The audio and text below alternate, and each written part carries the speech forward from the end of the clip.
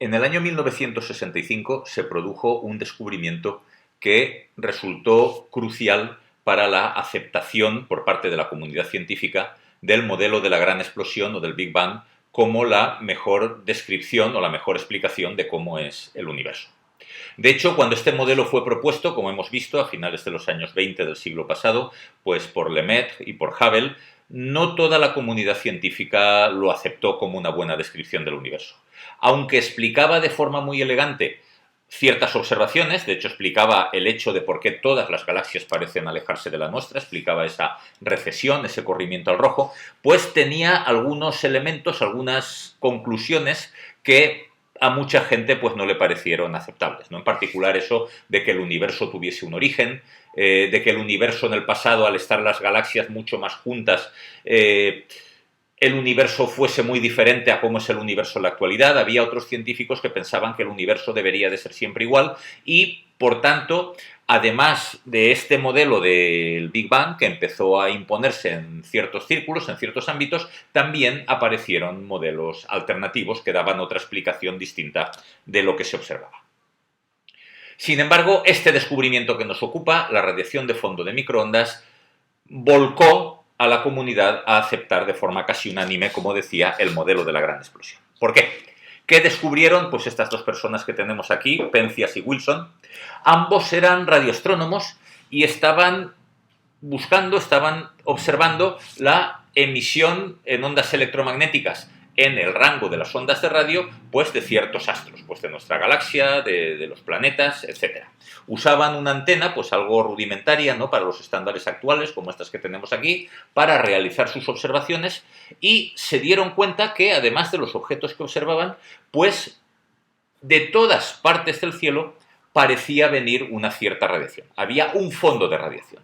Allá donde mirasen, parecía que venía una cierta radiación en el rango de las microondas. De hecho, dedicaron mucho tiempo a ver si esto no se trataba de una interferencia, si se trataba de ondas de radio de origen terrestre, y al final concluyeron que no.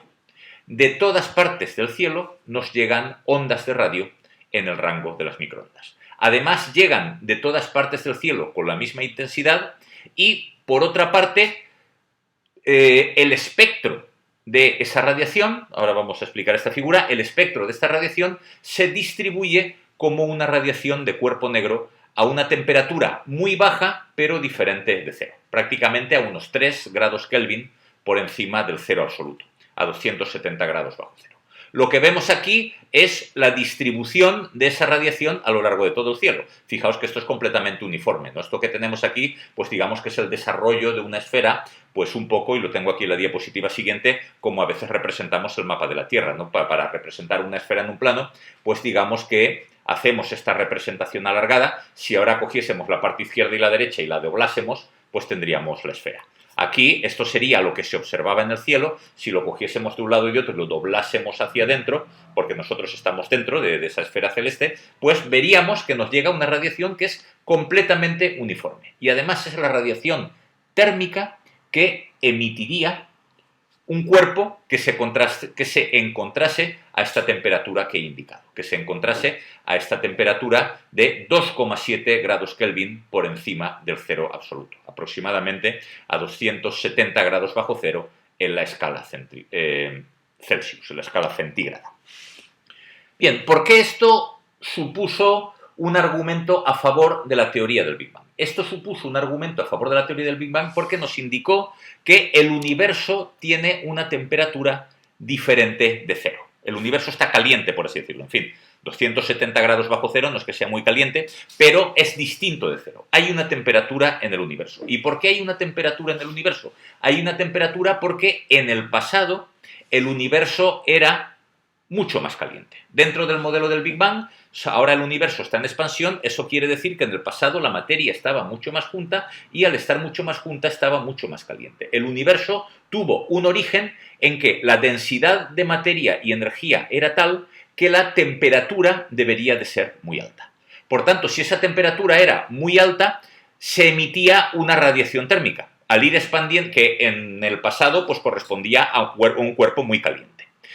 Al ir expandiéndose el universo, pues esa radiación se va enfriando y nos llega a nosotros como una radiación más fría. Una radiación más fría, pero, insisto, diferente de cero. Entonces, ese fondo cósmico de microondas supuso un espaldarazo a la teoría del Big Bang porque demostraba que en el pasado hubo un universo muy caliente. El universo era muy caliente en el pasado y de resultas de la expansión del universo, pues el universo se ha ido enfriando. Bien, a partir del año 65 se viene observando esta radiación y las observaciones que se hicieron en las décadas posteriores pues demostraban que efectivamente esa radiación era completamente homogénea y uniforme por todo el cielo. Y esto a la larga pues acabó convirtiéndose en un problema, porque claro, si nosotros lo que estamos observando es el universo en el pasado, siempre tenemos que recordar que en astronomía, cuanto más lejos miramos, más hacia el pasado estamos mirando. Porque como la luz tarda un tiempo en viajar, esta luz que vemos ahora, como fondo cósmico de microondas, es una luz que lleva viajando en el universo muchos miles de millones de años y que es el vestigio de un universo que en el pasado era mucho más caliente. Entonces, ese universo pasado que vemos en esta radiación, si efectivamente la radiación es completamente homogénea y uniforme, lo que nos quiere decir es que ese universo del pasado que estamos observando cuando vemos esta radiación era un universo completamente homogéneo y uniforme. Y claro, esto hubo una época en que empezó a suponer un problema, porque claro, hoy en día el universo no es homogéneo ni uniforme, el universo es muy diferente si estamos en el núcleo de una galaxia, si estamos dentro de una estrella, si estamos en el espacio interestelar, si estamos en el espacio intergaláctico. Como ya vimos cuando estudiamos la estructura del universo en un tema anterior, el universo es muy estructurado. Hay una estructura de cúmulos de galaxias que a su vez se dividen en galaxias. Entonces, claro, uno piensa, si en un momento del pasado el universo era un gas completamente homogéneo y uniforme, pues al expandirse, pues ahí tendríamos un gas completamente homogéneo y uniforme, cada vez menos denso y cada vez más frío. Y eso no es lo que observamos. El universo no es un gas homogéneo y uniforme y frío. El universo está muy estructurado.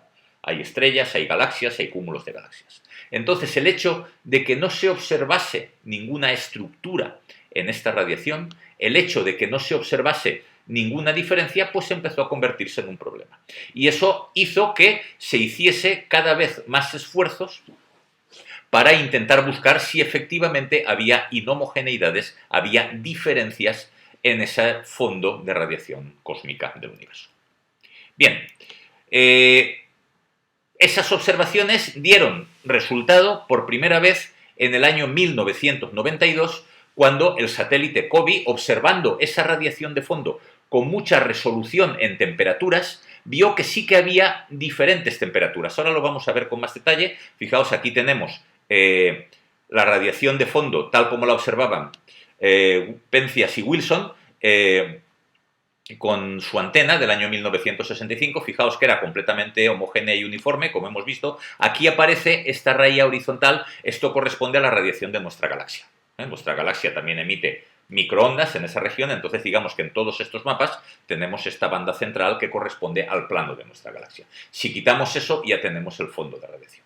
Pues bien, en 1992 se pudo ver que efectivamente sí que había estructura en ese universo pasado en el cual se emitió la radiación de fondo que estamos viendo ahora. Esa estructura se estudió con mucho más detalle en años posteriores. Aquí tenemos una imagen del año 2003 obtenida por el satélite WMAP, que también se lanzó para estudiar esta estructura en el fondo cósmico de microondas. Aquí tenemos estas imágenes más ampliadas. Aquí tenemos el mapa de ese fondo cósmico de microondas que pudo obtener el satélite COBE en 1992. Y fijaos que la variación de temperatura, la variación entre las zonas más frías y las zonas más calientes, es de 18 microgrados. Fijaos que la diferencia de temperatura era de unas pocas millonésimas de grados Kelvin o grado centígrado, que digamos que como escala pues son compatibles, ¿no? Entonces, eso indica que se tardó tanto en encontrar estas anisotropías porque la diferencia, el contraste entre ellas era tan pequeño que las observaciones desde Tierra pues no pudieron llegar a ponerlas en evidencia. Posteriormente, el satélite WMAP realizó un mapa mucho más detallado. Aquí era, bueno, al ser más detallado y con técnicas más sofisticadas, se pudo eliminar esa zona central de radiación de nuestra galaxia, y aquí ya vemos ese mapa del fondo cósmico de microondas con mucho más detalle. ¿Por qué es diferente este mapa de este anterior, de COBE? Por la resolución espacial. Digamos que COBE tenía telescopios más pequeños, su resolución espacial era peor, y por tanto veíamos, digamos, que estas estructuras las veíamos a grosso modo, no las podíamos ver con detalle. WMAP pudo observar con mucho más detalle y obtuvo este mapa donde vemos efectivamente esas regiones de variación, y luego el satélite Planck de la Agencia Espacial Europea pues hizo un mapa todavía con mucha más resolución.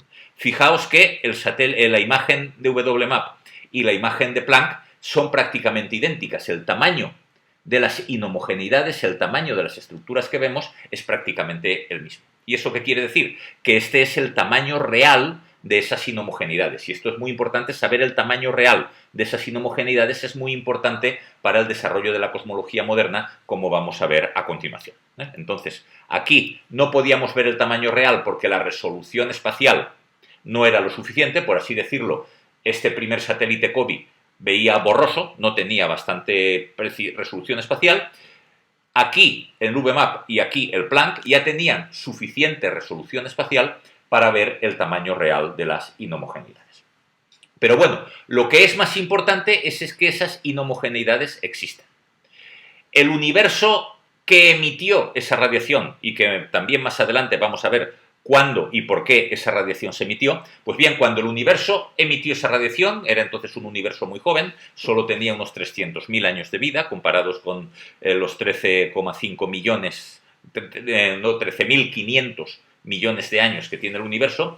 Pues ese universo tan primitivo, con solo 300.000 años de vida, ya tenía estructura, ya la materia estaba estructurada. No era un gas uniforme, sino que vemos que ya había estructuras diferenciadas. Y entonces eso nos evita el problema cosmológico al que nos referíamos antes, cómo una distribución uniforme de gas da lugar, a través de la expansión del universo, a un universo muy estructurado. Pues bien, resulta que esa distribución uniforme de gas que parecía verse en los primeros mapas de radiación de fondo, pues no es tal. Ya en esa época, en la época en la que se emite esa radiación, el universo ya está muy estructurado. Entonces son estas estructuras primitivas que vemos aquí las que a lo largo de la expansión del universo van evolucionando y dando lugar a las estructuras que tenemos en la actualidad, que encontramos en la actualidad. Aquí tenemos pues una imagen de lo que vemos en el fondo cósmico de microondas. Vemos que ya hay estructuras en el universo muy primitivo. A medida que el universo va evolucionando, va haciéndose más mayor, más viejo, por así decirlo, a medida que el universo, el espacio va expandiéndose, pues esas estructuras van evolucionando. Hay regiones en las que esas estructuras son estructuras materiales, están formadas por materia. Hay regiones en las que hay más materia, que serían estas. Aquí hay regiones en las que vemos que hay menos materia, y entonces es en esas regiones donde hay más materia donde se forman los cúmulos de galaxias, y dentro de ellos las galaxias y dentro de ellos las estrellas. Mientras que en otras regiones, pues el espacio queda vacío. Y así, a lo largo de toda la historia del universo, llegamos hasta nuestros días, donde el universo está muy estructurado. Como vimos en el tema de estructura del universo, pues vemos que el universo tenía esa estructura filamentosa. En los nudos de la estructura es donde están los cúmulos de galaxias, que a su vez se distribuyen en galaxias. Dentro de las galaxias están las estrellas tienen sus sistemas planetarios. Vemos un universo muy estructurado a varias escalas, pero esa estructura del universo ya estaba presente en el universo temprano. En el universo temprano la materia no estaba distribuida uniformemente, ya estaba estructurada. Las estructuras que había en el universo temprano evolucionaron hasta convertirse en las estructuras que vemos hoy en día en el universo actual.